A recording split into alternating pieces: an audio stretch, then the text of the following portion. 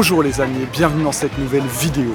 Aujourd'hui on sort un peu de nos habitudes avec une sortie en extérieur dans notre bonne vieille ville de Paris.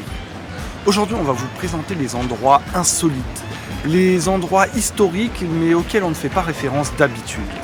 Donc dans cette vidéo on ne parlera pas de l'Arc de Triomphe, des Champs-Élysées, de la Tour Eiffel ou encore de Notre-Dame de Paris.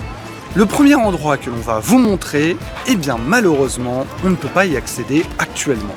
Dû à l'incendie de Notre-Dame, certaines zones sont protégées. C'est le cas notamment de la borne kilométrique, c'est-à-dire le point zéro des routes de France. Si vous voulez calculer par exemple combien de kilomètres on met pour faire Paris-Le Havre, eh bien c'est de ce point dont vous démarrez.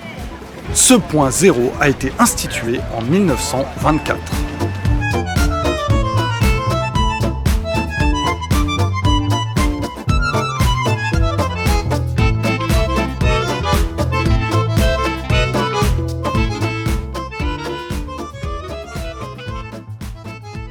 Nous sommes maintenant rue Chanoinesse, anciennement rue des Marmousets. Ces deux maisons derrière ont vécu une sordide affaire, l'affaire des Marmousets. Nous sommes en 1430, vers la fin du Moyen-Âge. Ces deux bâtiments étaient auparavant un restaurant et un barbier. Les tourtes du restaurant étaient célèbres dans tout Paris. Elles étaient excellentes. Le roi de France lui-même s'en délectait. Mais comment ces tourtes faisaient pour avoir un aussi bon goût ? Eh bien, il se trouve que le barbier avait des petits penchants un peu particuliers. Il recevait les clients et au lieu de leur couper les cheveux, il les égorgeait. Il les découpait ensuite afin d'en recueillir la chair. Chair qu'il faisait passer par une petite trappe qui reliait le barbier au restaurant. Qu'est-ce que les restaurants faisaient avec cette chair ? Je vous laisse deviner. Ce fait divers a inspiré la légende londonienne de Sweeney Todd, le barbier qui égorgeait ses clients.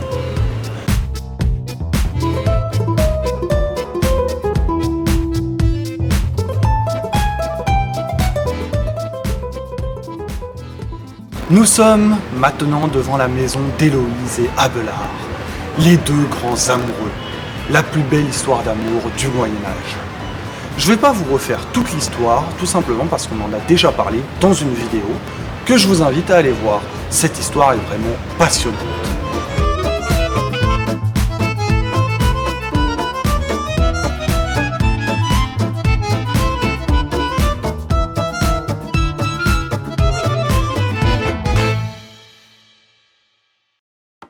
Regardez-moi ces deux maisons derrière. Comment elles dénotent du reste. Et c'est normal, elles proviennent d'un autre temps, d'autres siècles. Elles proviennent du Moyen-Âge. Et elles sont encore là. Nous sommes dans la rue François Miron, du nom de l'ancien prévôt de Paris de 1604 à 1609.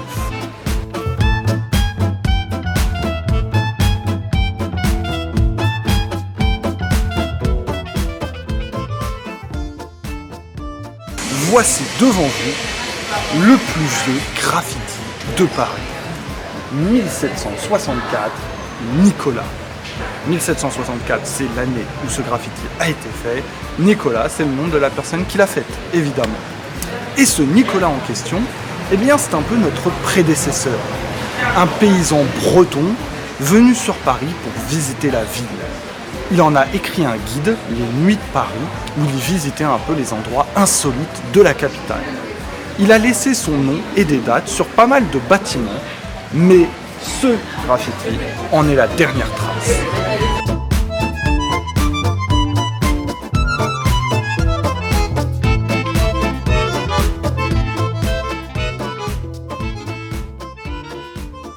Je ne vais pas vous raconter l'histoire de la Révolution française de 1789. Je ne vais pas non plus vous raconter celle de la prise de la Bastille à un certain 14 juillet. Néanmoins, cette pierre que vous voyez ici, c'est le dernier vestige de la Bastille, qui se trouve actuellement dans le square Henri Galli.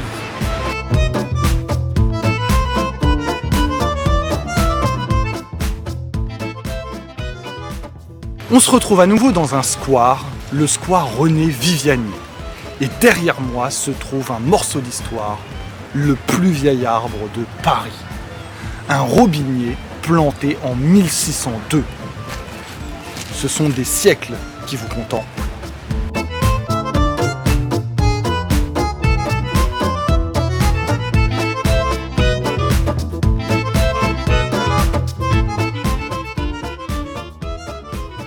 Vous ne trouvez pas cette rue un peu étroite? Nous sommes dans la rue du chat qui pêche. Et c'est la rue la plus étroite de la capitale. Son nom provient d'un ancien commerce, un poissonnier qui possédait un chat noir. Ce chat noir était capable de pêcher les poissons d'un seul coup de patte. Ça méritait bien le nom d'une rue.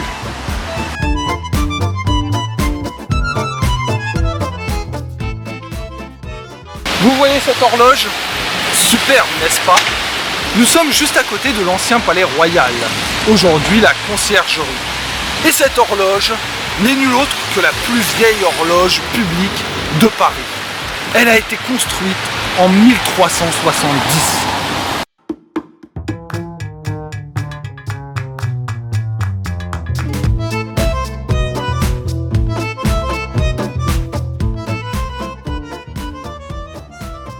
Vous avez certainement dû entendre parler de l'ordre sacré des Templiers. Nous sommes actuellement devant le mémorial Jacques de Molay, le chef des Templiers lorsque ceux-ci ont disparu. L'homme qui les a fait disparaître, c'est le roi de France, Philippe le Bel.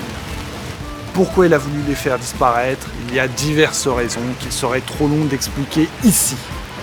Néanmoins, c'est sur cette place que les Templiers et Jacques de Molay ont été brûlés vifs.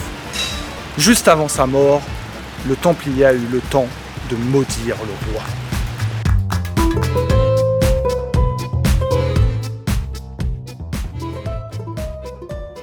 Ce qu'il y a d'incroyable avec notre bonne vieille ville de Paris, c'est qu'on y trouve des petits trucs à chaque coin de rue, presque à chaque coin de rue. Là par exemple, on se balade rue Saint-Jacques, on lève un peu la tête et on peut apercevoir une œuvre de Salvador Dali, le cadran solaire de Salvador Dali, offerte à la ville de Paris.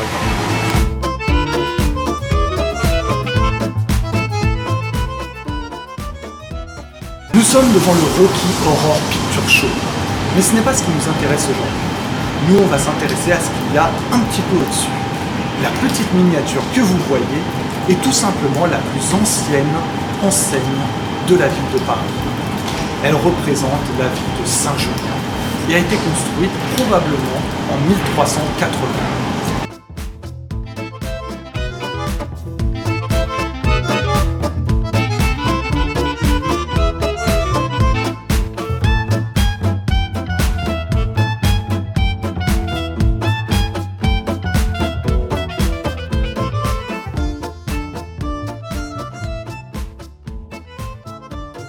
Nous venons d'entrer dans le passage de l'Ancre, l'un de ces nombreux passages qui font le charme de notre capitale. Et il se trouve qu'en l'occurrence, ce passage de l'Ancre est l'un des plus anciens de notre ville de Paris. Le nom passage de l'Ancre provient d'un magasin dont l'enseigne était une encre.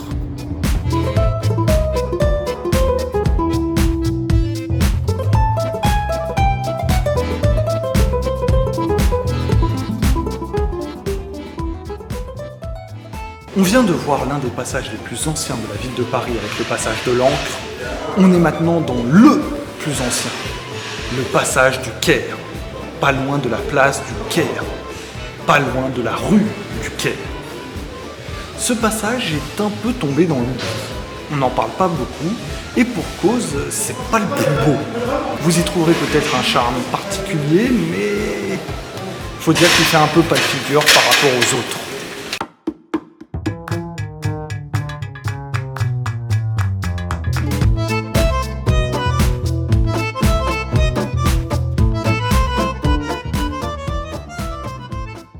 Vous vous souvenez peut-être du dessin animé Disney Notre-Dame de Paris, et notamment de la Cour des Miracles. Eh bien c'est ici, juste derrière. C'est là qu'elle se situait. C'est là où le roi des thunes régnait sur les brigands de la capitale. Si vous voulez en savoir un peu plus sur le sujet, eh bien on s'y est intéressé. Et on a fait une vidéo dessus, n'hésitez pas à aller la voir. C'est un sujet très intéressant.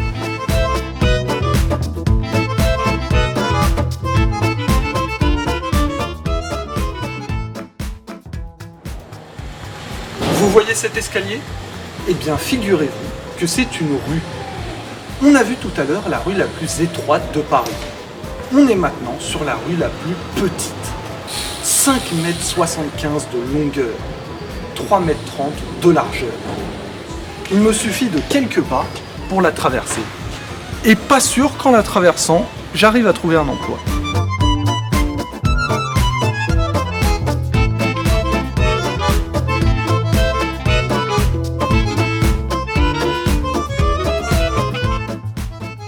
Nous sommes devant une maison historique, et ce, à deux titres. La première, parce que c'était celle d'un illustre personnage. Nicolas Flamel, l'alchimiste, celui qui a découvert la pierre philosophale, percé le secret de l'immortalité. Et la deuxième raison, c'est tout simplement parce que c'est la plus ancienne maison de Paris. Elle date de 1407.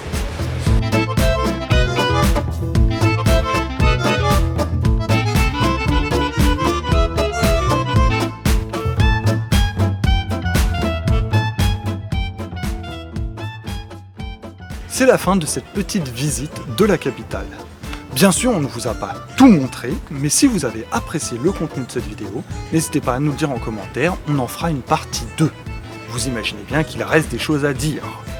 Vous pouvez également vous abonner, partager, mettre un j'aime, un commentaire. On vous remercie beaucoup et à la prochaine.